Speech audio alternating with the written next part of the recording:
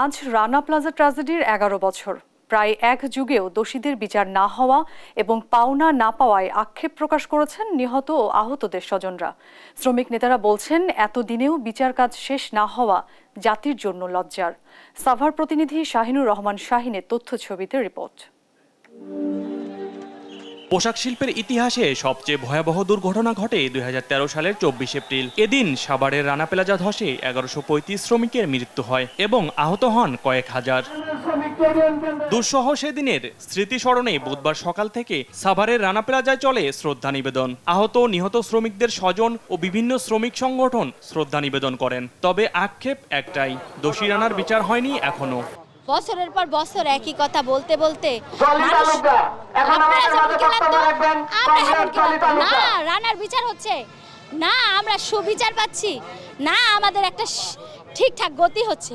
এখন একটা কথা শুধু বলতে চাই যে রানা প্লাজার মতো দুর্ঘটনা যেন বাংলাদেশে আর না ঘটে। আমাদের এখন একটাই দাবি, এবং আমাদের যে সকল কর্মক্ষেত্র আছে সকল কর্মক্ষেত্র হবে নিরাপদ, শ্রমিক বান্ধব।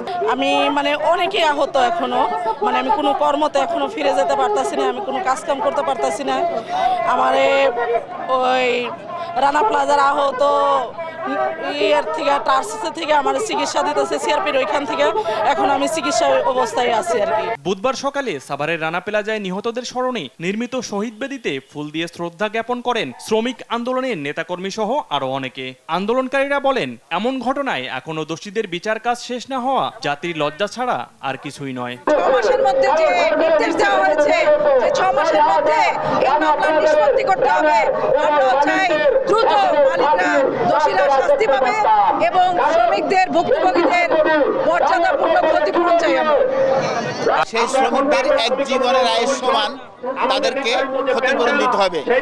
আজ যে প্রায় ২৫০০-এর মতো শ্রমিক আহত হয়েছে, তাদেরকে আমরা উপযুক্ত ক্ষতিপূরণ দিতে হবে এবং শ্রমিককে কারখানাগুলোর কর্মস্থলে নিরাপত্তা দিতে হবে। রানা প্লাজা ধসের ঘটনার তদন্ত কাজ শেষে নিম্ন আদালতে বিচার হয়েছে বলে জানান শিল্প পুলিশের এ কর্মকর্তা। এটা আদালতের বিচার্য বিষয়। আমি মনে করি যে এই বিষয়টা আদালত অবশ্যই কাজ করছে, হয়তো একটু সময় লাগতেছে। সবকিছু যেহেতু আদালতের বিচার্য বিষয়, এই বিষয় নিয়ে আসলে আমাদের কথা বলাটা মনে হয় সমীচীন হবে না।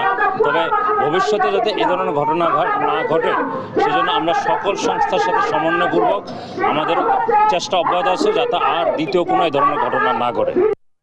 নিউজ ডেস্ক, দেশ টিভি।